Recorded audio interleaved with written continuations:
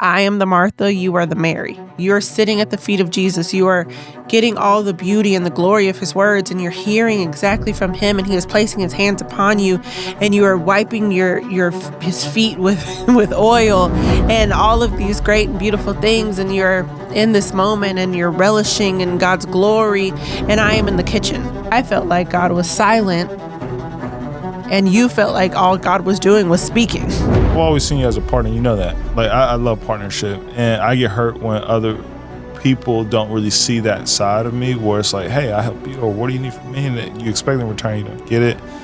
But there's a reason why I didn't need this, because I always had you.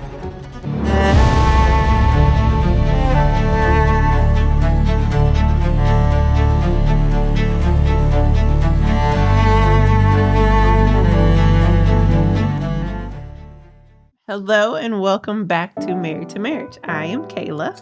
And I am the husband, Antjuan. Today we're going to be talking about a topic that is kind of real for us and something that we have been discussing, been overcoming in our relationship, why we are sitting here right now in this podcast, currently back up and running for Married to Marriage. And it is the topic of waiting on your spouse. So I think that we have recently been talking, not just in our relationship, but there are friends and couples that we know who one person has a vision, a word, a thought from the Lord that they know that they should be doing for themselves and for their family. Mm-hmm.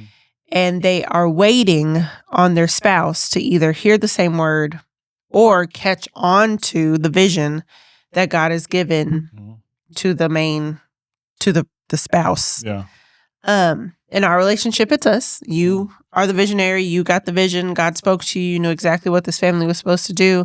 And I was the one that was like, I don't feel like the Lord would tell you to make me do something that's that uncomfortable for me. You know what I mean? Yeah. So talk to me a little bit about your thought process in it, because I can talk from the angle of... That's what I want to hear. I think that's what we want to hear. From the angle of the person who maybe feel like the world is waiting on them to get on board, or really from our perspective of me just feeling like you were the missing common denominator, and for so many years you didn't feel valuable or worthy. Maybe, yeah. So a lot of times in our relationship, I think that I would consistently feel like the inadequate one of our relationship. I am not the one that necessarily heard God speak to us and say, move, or start a podcast, or start a ed tech company. I am the spouse who is sitting with my husband as he receives these visions, as he receives these words. And that goes along with a lot of things. We were prophesied to a lot, but the prophecies were not coming to me. They were coming to my husband. We were told all these great things were going to happen, but they were being told to you and not to me. And so in that, I felt like God was silent, and you felt like all God was doing was speaking. And so we were in a marriage, but we're both feeling two very different things. I am in the trenches of raising children and wiping butts and wiping noses and all of the cooking and cleaning and losing myself and finding myself and all those good things postpartum and everything. And you are off traveling the world and doing what God has told you to do and walking confidently and all that you knew that God had called you to be and who you were supposed to be. And so it came to a place of like, I'm okay with being the inadequate spouse. I'm okay with being the lesser spouse. And so I think the thing that you continuously were like, if God speaks to you, he in turn is also speaking to me. It's automatic. If people are saying all these great things about you, they are in turn saying them about me and the kids and the family, because we are all one. We are one family. We are one being together. And so I think it took me a while to try to see and focus and realize you just hit me that I am also as equally important to the Lord in this vision as you are. I just felt the spirit right there. As you're talking, I see two major images. Adam and Eve, and the word that he gives Adam. Mm-hmm. She was there. She was not present. She was not there. That just hit me. And then Martha and Mary, when Mary's at the feet of Jesus. I think that's a good one because consistently I would use that scripture for our marriage. Yeah. I am the Martha, you are the Mary. You're sitting at the feet of Jesus. You are getting all the beauty and the glory of his words, and you're hearing exactly from him, and he is placing his hands upon you, and you are wiping his feet with oil and all of these great and beautiful things, and you're in this moment and you're relishing in God's glory, and I am in the kitchen. Mm-hmm. And I am preparing a feast, and I am setting a table, and I am cleaning up dishes, and I am doing all the things behind the scenes that no one ever really gets to see, but I am just as stressed and overwhelmed, and things are happening and moving, and yet you are being praised for sitting and glorifying the Lord, and I am not being praised in my mind for all the things that I am doing behind the scenes to propel you to the place that you're able to sit at the feet of Jesus. Do you know what I mean? Yeah. Like Mary would have never been able to sit at the feet of Jesus if Martha had not been doing what she was doing.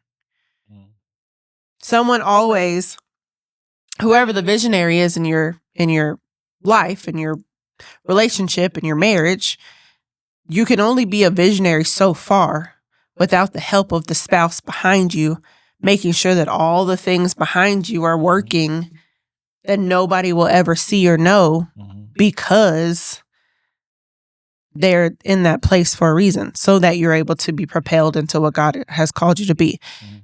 I had to learn that does not make me inadequate. That makes me more useful. I am just being used in a different way than what you are being used.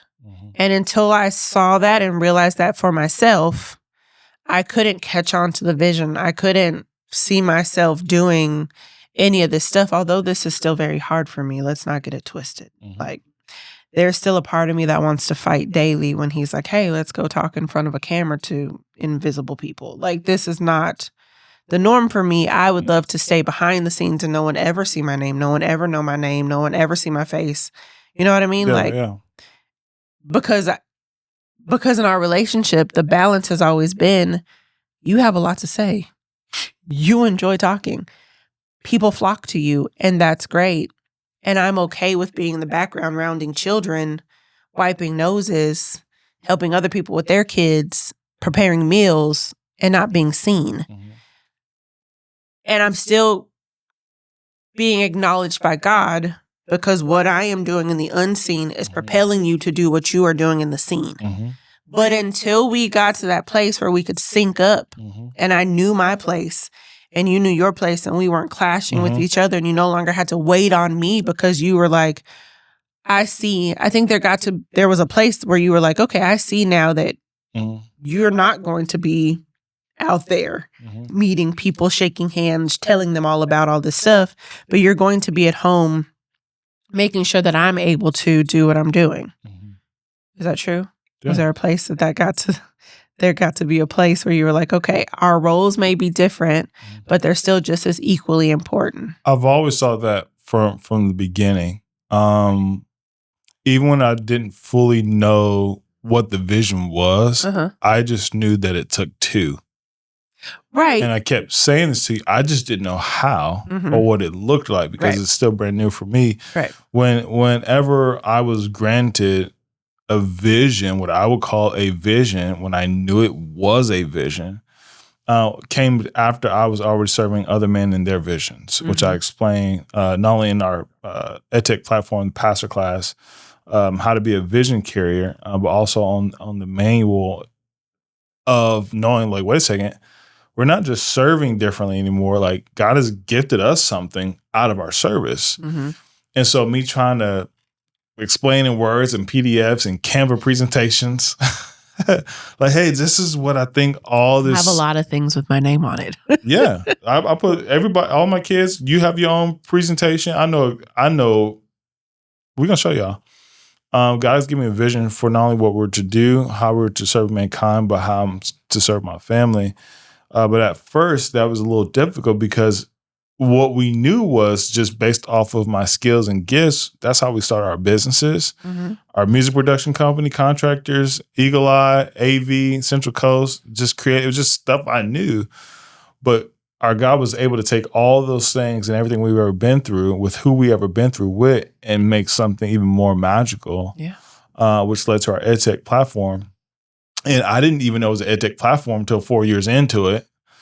And sharing this, a preliminary thing as far as like, hey, we need to do a podcast. I don't know why, but I just feel that we need to do a podcast. Not and I was knowing. like, yeah, you do need to do a podcast. You sure do.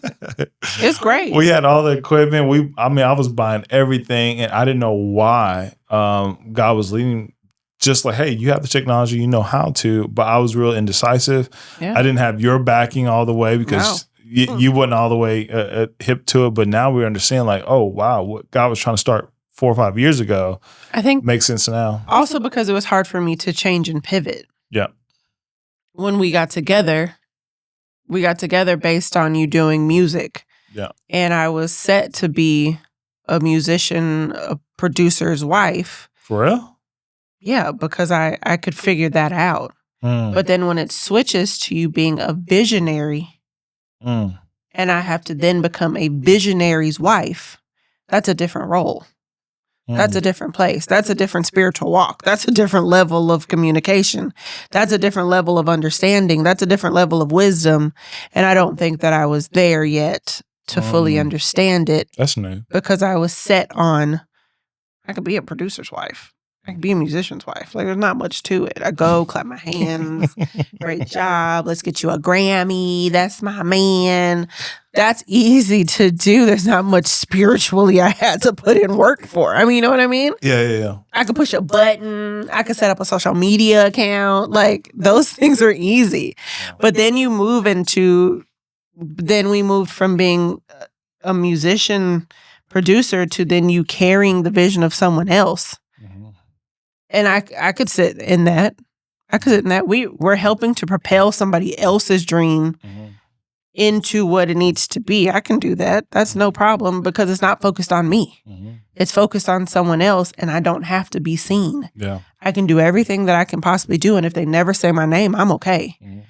It does not work a lot for other people. I know a lot of people need praise and blah, blah, blah, but I do not. The only person I need praise from is that man sitting there. That's a whole different podcast.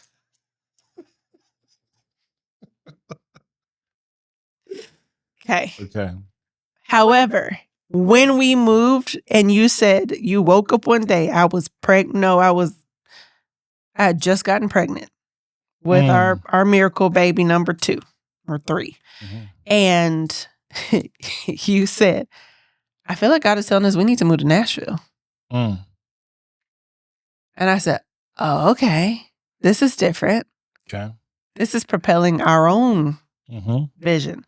That's the moment it switched from me being just a producer's wife who got to push a button and praising, yay, good job, to being someone who is sitting in the background helping propel somebody else's vision forward, to then being like, oh, wait a minute. My spiritual walk got to look different. And I don't think I was necessarily ready to switch over to that place. It was a hard change for me. Yeah. A hard shift. There's a lot more wisdom and spirituality and all these things. But in the midst of all of that, I also was a new mom. So I also am switching roles myself to no longer being a mom. You lose yourself real easily. And the more kids you have, the more you lose yourself if you're not careful. And so I was already in the midst of losing myself. Yeah. And then we had Anaya, and I slipped into that postpartum depression real easy. It was easy to sit. A lot of other factors happening. Yeah, it was easy to sit in that for a while. And then 2020, I didn't necessarily want to get pregnant. And then we got pregnant with Nolan in January of 2020. And then a tornado hit on my birthday. And then a pandemic hit. So now I'm dealing with having to have all of these changes in my own life, in America's life, in the nation, in the world. And then you say, hey, I also think that we need to launch these podcasts. I think that your face needs to be seen. I was like, I don't even like my face right now. I think that you got something to say. I don't have nothing to say. All I know right now is she needs a diaper change. This one needs a bottle. This one doesn't like this food, and all of those things. And I think that is the moment that when we say we went through a lot, those are the pivotal moments of like life changes, me losing myself, you losing yourself, us gaining ourselves back. And this year, honestly, last year, when we decided to go to the church that we were at, and I sat there and I was like, I said this to them, like, I will not be a part of another church where I'm going to open up my heart with the chance of me being hurt. So I would just sit there. And I was like, I'm not going to use my gifts and talents or skills or whatever to propel somebody else's vision again. Like, I refuse. Yeah. And then the minute that I decided to step into that and I could see it, I was like, oh, this is what I need to do in my own life. This is what I need to do in my own marriage. This is what I need to do with my own vision. Come on, Jesus. That God has given my husband. Baby Jesus. And so I think that helped to push that. But then this year, when all of that kind of slipped by the wayside, and I had opened myself up when I said I wouldn't, and I ended up getting hurt again, that I was like, either I can put the walls back up and harden my heart towards you, towards people, towards God again, or I can allow those walls to stay down, but shift them to view something else. And I think that's why it was easier for me to be like, yeah, bump that. Let's launch Pastor Class. There you go. Let's go ahead and be part of the podcast. Let's go ahead and get this stuff out. Let's get it. So yeah, that's just my side of it. Your side is the only thing that matters right now. Oh, okay. For real, because like you said from the beginning, I didn't start getting prophecies until after I decided to say yes to the vision and move to Nashville. It was in our transition. Yeah. Out of Transformation Church in Tulsa to here where everything, we started hearing stuff. I'm like, wait a second, I don't get these. Right. From people, I'm like, what did he say? And not only from what we were going to do and be and have, but specific things about that order, which was wild because most of them have happened. Yeah. And we're not the religiously, ritualistic religious. Yeah. It's not us. We're not that. But I see how, from your position, how that could have been scary and very confusing in a lot of different levels. And so, one, I applaud you from going through all that. I never heard it like that all at once. Was it overwhelming? Yeah, because it felt overwhelming in it. Because I've always seen you as a partner. You know that. Like, I love partnership. And I get hurt when other people don't really see that side of me where it's like, hey, I help you, or what do you need from me? And you expect in return, you don't get it. But there's a reason why I didn't need this, because I always had you. So I've always seen you as like, there was for a second when you're feeling as a visionary that, especially as a spouse or the visionary in the marriage, you have this feeling like, hey, I can't do without my spouse here. And you can't. The thing is, you can't. It's just the roles are going to look different. Yeah. And you cannot wait on them because it'll take them forever. And what they're having to work out is something between them and God. Honestly, had you waited on me, we wouldn't. Because why? Like, you're not pushing me to do anything because you're still waiting on me. So cool. You're not doing it. I'm not doing it. I had to learn how.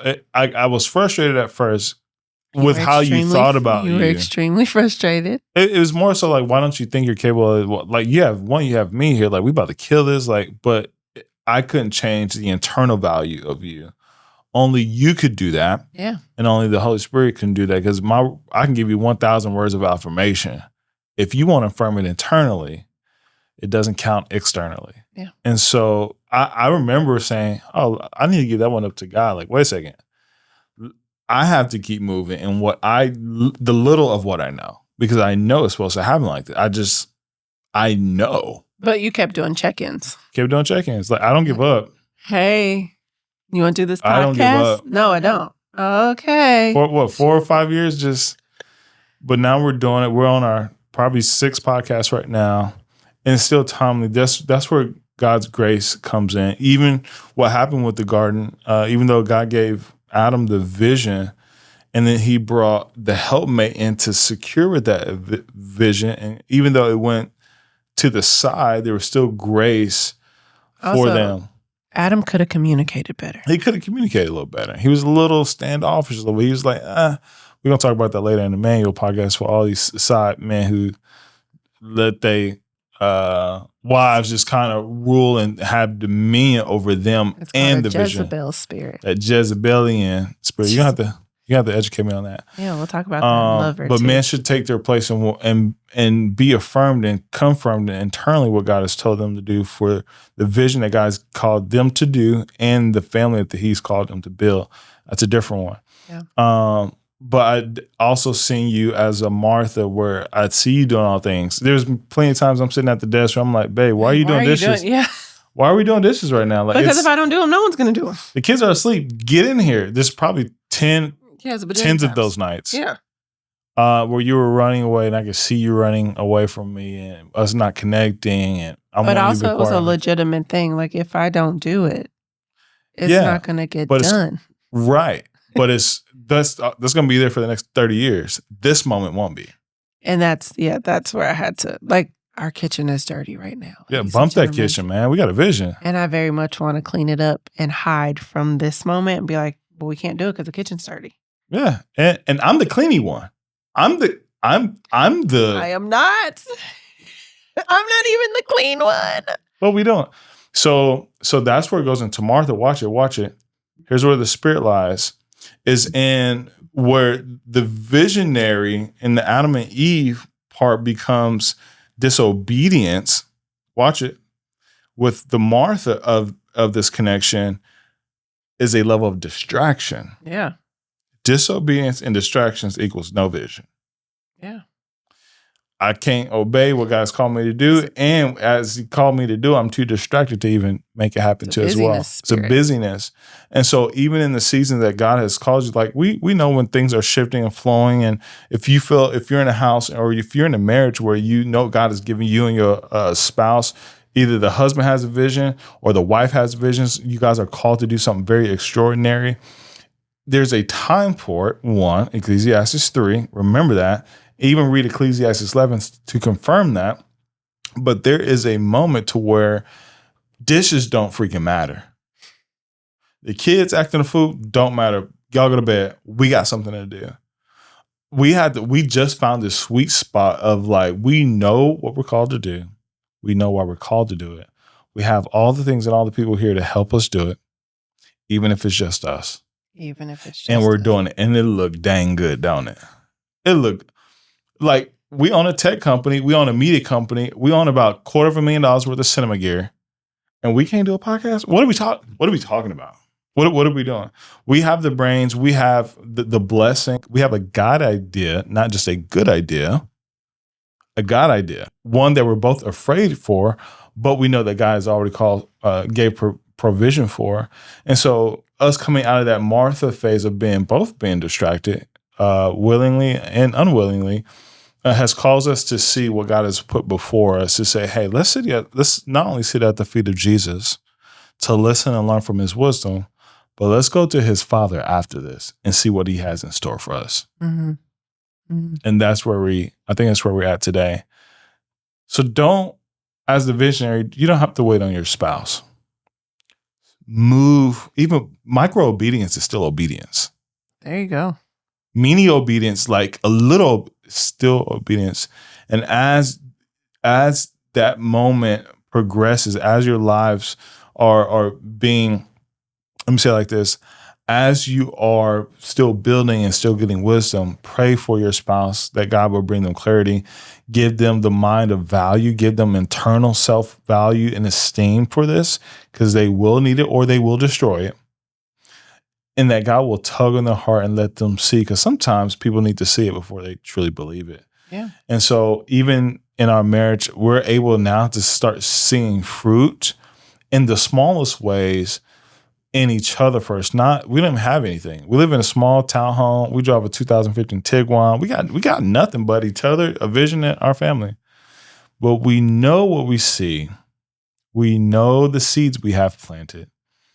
And something is kind of beginning to sprout a little bit. Yeah. I think that I'm going to talk to the spouses of the visionaries right now. And there's going to be a place that you may feel like I did inadequate, and like God is speaking to your spouse and not to you, or things are happening for your spouse and not for you when you are in the background and doing the things in the background. Just know that your place of what you're doing is just as important to the vision, is just as important to the call of God in your life and your family's life with what you're doing. However, you have to take a moment to not run away from the vision that God has called you to do, but to find your place in the vision that God has called for your family. Because I wholeheartedly believe that if you are doing marriage the kingdom way, every family has a vision. Every family has something that God has called you to do, because you are not placed on this earth just to do nothing, to sit around, to wait, to raise children and die. That's not what your purpose is. But I do believe that if you are living your life and your marriage in the kingdom way, that you are building a foundation for something, God has placed a vision on your family. God has placed a vision and a calling on your life, and it's up to you to either step into it or to run away from it. And I would much rather get to heaven and be like, you know what, I did run away from it for a minute, but then I came back and I stepped into it, and I was able to fulfill and do what God wanted for our family to be able to do. And so my prayer was always, God, give me the vision and the desire on my husband's heart that you have given him in the same way. I don't need to hear it the same way that he has heard it, because we speak different languages. Our language to God and the way that he speaks to us, the way that we speak to each other, is very different. But I want to know, I want to have a burning burden for what is on my husband's heart. And even if I get the burden and it doesn't feel the same, give me a burden for what my part is supposed to be in it. And so sometimes that's hard, because I feel like my burden should be baking bread, homeschooling our children, and washing dishes. That's what I feel like my burden should be. That's what I want my burden to be. I want to be the wife where he comes home and there's a fresh made pie sitting on the table every day. But like, how can I incorporate my wants into what God's wants for my life are? And so that's the place that we've gotten to.